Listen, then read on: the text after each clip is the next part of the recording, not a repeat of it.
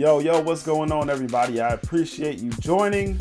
This is On the Block Sports, and today's segment that I'm going to go ahead and drop for you guys, as the NBA season was ending, we have a little bit of the play-in games, but the NBA awards are going to be rolling out here probably tomorrow. You'll see all these different awards start to come in each day.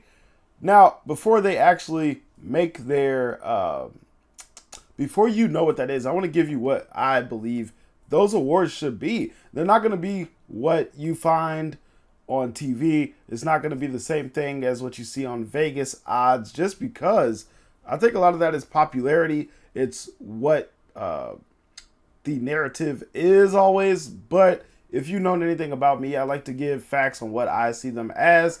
Whether that's right or wrong, I don't know, but it comes from a good-natured spot. So I'm going to go ahead and talk to you about the MVP, Rookie of the Year, Defensive Player of the Year, the Sixth Man, who I think is the most improved player. And then also, let me see here. What do I got on lined up for you? Coach of the Year, Executive of the Year. And then I'm going to drop two of the most exciting plays that you will see, or that you probably did see from the NBA season. Now, that's a good lineup of what you're going to expect. If you want to skip directly to the MVP, I will drop that also on the YouTube description, so that way you don't have to listen to it all. But if you really just want to know where I stand on all of these awards, keep watching, because I'm going to give it to you. So here, first, let's start in reverse. This season, it comes down to two people, Sam Presti and Brad Stevens. You know, that dude that used to be the coach of the Celtics. Now he's in the front office, and if you're going to take my vote, I will definitely give this to Brad Stevens. And the reason why is because they did have the top record by far in the NBA this year, but there were moves that Brad Stevens made. He acquired Drew Holiday and Kristaps Porzingis. Both of those moves were gambles, but they paid off big, at least in the regular season. So, with that being said, Sam Presti, their team, Oklahoma City Thunder, they ended up being number one in the West, but they were like 7 games behind the Celtics, and they didn't really make any moves. They just kept with the same young roster, but I give him some credit for making great draft picks and making great trades in recent years, and he just stuck with it. So there wasn't too much to be done except for just keep the same thing and the same momentum building, whereas Brad Stevens, he actually made some moves. So if you're going with who I'm voting Executive of the Year, Brad Stevens from the Boston Celtics is going to get my vote. ESPN already kind of let this one go, so I'm not breaking any news. I'm just giving you who I think who should have been the Coach of the Year. Mark Daigneault from the Oklahoma City Thunder. It got them to be the number one team in the West, which is crazy because they're the second youngest team in the NBA. I think that is a great selection. All the other coaches in the NBA voted him to be the Coach of the Year for a reason. So the Thunder, Mark Daigneault, great job there throughout the season. Who I would have given actually, let me give you another coach that I thought did a tremendous job. Carl Finch from the Minnesota Timberwolves. He got them to be the number one seed at times in the West. They've grown a lot. Karl Anthony Towns was missing for a large part of the season, so they had a key player, one of their stars, that was missing, but they still stacked up wins. They played amazing defense. So Carl Finch, that was going to be my third. Second, I would have given that to Mark Daigneault, who actually did get the award. It sounds like it's not officially announced yet, but that is what is reported by ESPN and Woj. So that is, it is what it is. Who I would have given the award to, though, was Joe Mazzulla. And they were by far at 64-18. Let me make sure I got the math right there. 64-18. Joe Mazzulla had the Boston Celtics at 7 games better than the next best in the NBA, in the entire NBA. So, of course, he's got a stacked roster, but it takes a good coach to actually put the pieces together and stack up them dubs. So, in my opinion, Joe Mazzulla got a little bit snubbed there, but I'm not mad at the selection whatsoever. I don't think this one's up for any debate. It is what it is. Everybody pretty much has the same thoughts. Vegas, Fox Sports, everybody is on the same page with this one. It sounds like the 3 players. I think Jonathan Kuminga came in at number 3 in my books.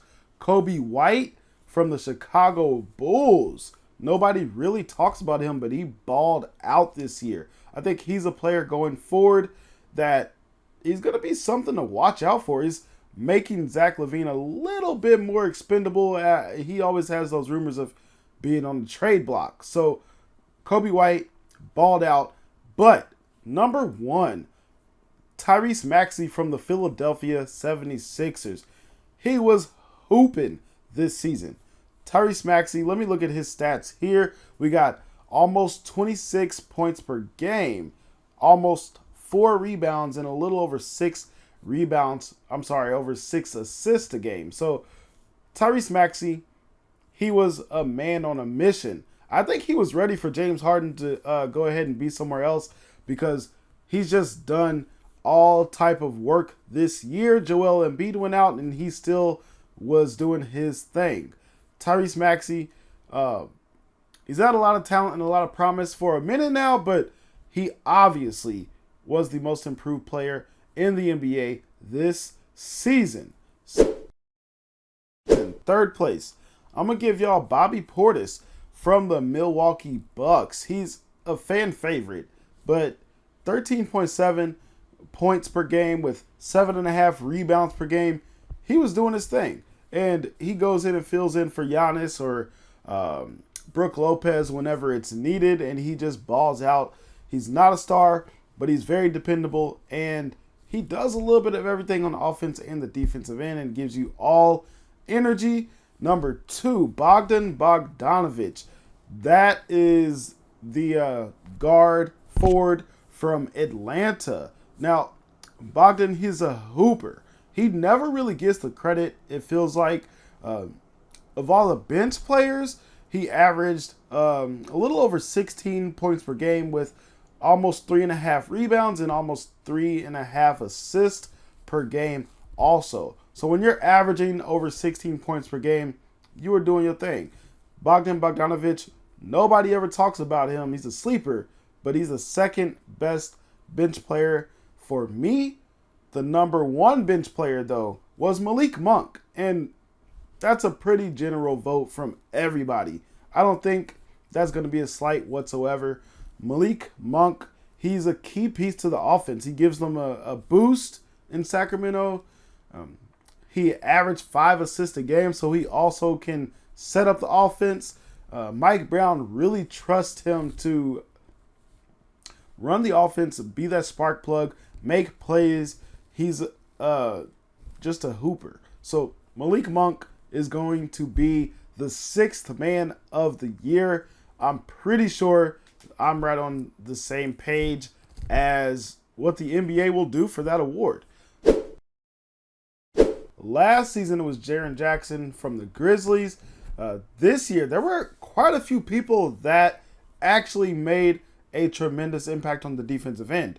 You're talking about Rudy Gobert, Derek White, Bam Adebayo, Anthony Davis, Brook Lopez, Wembanyama, Chet Holmgren, and I think the 3rd person that should actually get some consideration, I would have him 3rd best in defensive player of the year, is SGA, Shai Gilgeous-Alexander. And the reason why I say that is because he's super underrated on the defensive end. He averages 2 steals a game, which is the tops in the whole league. He also averages 1 block per game. So SGA, he's big, he's long, he's physical. He is a point guard that can play defense and disrupt the whole offense. He doesn't get talked about it much because he's a baller on the other side of the floor. But SGA, he's the third best. I would vote him third if I were anybody who had a vote. That's who I would put third in the race. Number 2, Anthony Davis from the Lakers. And the reason why I say that is because he does it in steals. He does it in blocks. He can guard guards. He can also guard centers. So AD, Anthony Davis, let me see here. What was his stats like? He had 2.5 blocks per game with 1.2 steals per game. And that's crazy because usually people average 1 or 2, and the other blocks or steals, they don't really do damage in. AD does both. Now, number 1, which is crazy because he's a rookie, Victor Wembanyama. He is, I think he's a shoe-in for the number 1 vote of Defensive Player of the Year. And the reason why I say that is because, like AD, Wembanyama had 1.2 steals per game, but he also had a little over 3.5 blocks per game, and that's crazy. The next closest was like a full block less than him. So Victor Wembanyama is a 7'4" alien from the San Antonio Spurs. He will have a ton more of those Defensive Player of the Year awards. And let's go ahead and throw this out there while we're at it. Victor Wembanyama is also the Rookie of the Year. And needless to say, he averaged over 20 points per game. Let me see here. How much did Wembanyama actually average? He averaged 21 points per game, over 10.5 rebounds per game. And as I mentioned before, he throws in those blocks. He has almost 4 assists per game as well. And he's not scared of the moment already. Wembanyama, you can see him. He's willing to take a 3. And he wants the ball in his hands in crunch time. This is ridiculous because he's actually living up to the hype. Even though the Spurs were garbage again, their future is extremely bright with that dude being the key piece to their future. This is where I'm not going to vote the same as everybody else. There will be a few people that agree with me, but the MVP of the 2023-2024 season, let me go ahead and throw you out a few people that I think are runner-ups. Anthony Edwards. He averaged almost 26 points per game, had his 5 rebounds per game, 5 assists per game. So Ant-Man from Minnesota, he is a dude that is making his stardom known. People compare him to Michael Jordan. That's crazy, but I can see why. Whenever he's in the mid-range, he's electric in the air. He can fly. So I think he's got Minnesota going in the right direction, but not quite the MVP. Jalen Brunson from the New York Knicks had a tremendous season.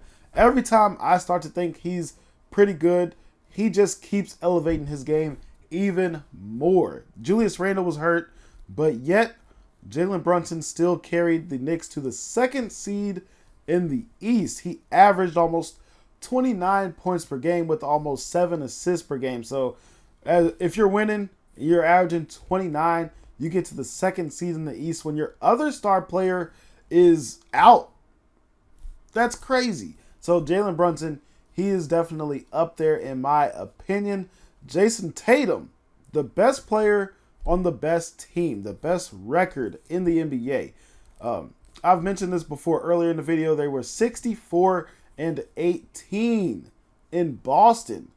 Nobody else was close to that in the league. And although his stats weren't quite as spectacular as they have been, he didn't average 30, but he averaged 27. All right, so let's go ahead and actually talk about who I think will be the MVP. My third runner-up will be Jokic. Nikola Jokic from the Denver Nuggets, who a lot of people say should win his 3rd MVP.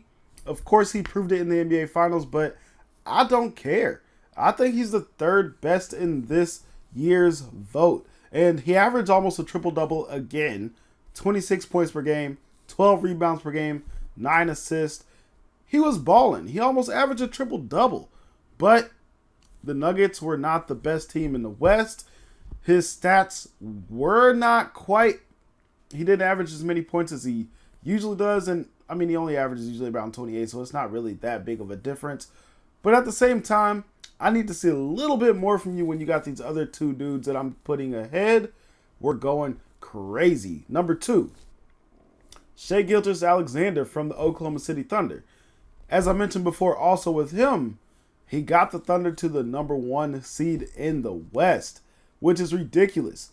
He was really that dude, leading the whole team the whole season long. He gets it done on the offensive side of the ball and on the defensive side of the ball. And the reason why I'm putting him at number 2 is not just because he got them to the number 1 seed, but because he's a quiet assassin. He does it in crunch time also. So I love players that get it done even whenever the other team knows who's getting the ball. SGA still finds a way. Number 1, I don't really see him getting the number 1 MVP vote, but I'm a little biased here. I hated whenever Kobe averaged 35 and didn't get the MVP. So I want to say this is not biased, but if I'm being honest, it definitely is. Luka Doncic, I've put a lot of value in getting it done in the postseason. He has not quite won a NBA Finals, but he's averaging 34, and he's also getting that triple-double. So Luka Doncic, let me see here with his stats. He's averaging 34, 9 rebounds per game with 10 assists per game. So he's doing the same thing as Jokic, but he's averaging 8 more points per game than Jokic is. That's crazy. It's ridiculous. He really has Kyrie Irving, and Kyrie is nice, but he's not the dude that's really making the engine go for the Dallas Mavericks. It's all about Luka, and I think he's going to upset a few people coming up in this year's playoffs. He's a young dude, remember. He's not a veteran, so I think he's shown he can win some series. He's probably going to make it to the Western Conference Finals again. I would not be surprised if he made it to the NBA Finals, and not only because he's just balling, but he has a little bit of support now with Kyrie Irving, who can make a bucket. But make no mistake about it, Luka is that dude. 34, 9, and 10. That is, in my opinion, worthy of MVP consideration. So, once again, I think it's Jokic, SGA, and Luka Doncic as the number 1 vote. That is not probably how it's going to go, but if my word on it matters at all, that's who I would vote for. Now, I do appreciate you joining and watching On The Block Sports. I'm going to leave you with a video of who I think was the most electric playmaker this year. The top dunk and the top block were both from Anthony Edwards. If you love exciting plays, I've seen this tens and probably hundreds of times by now, and I still get hyped up. It's crazy. So check this dunk, check this block out. Follow me on all the places you'll see at the end of the video here. Thank you again for watching. Everybody, enjoy the playoffs. Peace. Edwards can't hit the second. Pacers have a chance. Up ahead, Neesmith. Blocked! Edwards getting up, and good night! To go in a broken floor situation. And, I mean, Anthony Edwards... He hit his head under the backboard. He hit his head under the backboard. Look at the fall that he takes, too. And credit the officials for letting them play on through that situation. I mean, That is one of the most incredible plays you'll ever see. One shot attempt in that first half. Another turnover for Utah. Edwards gets it back and threw it down and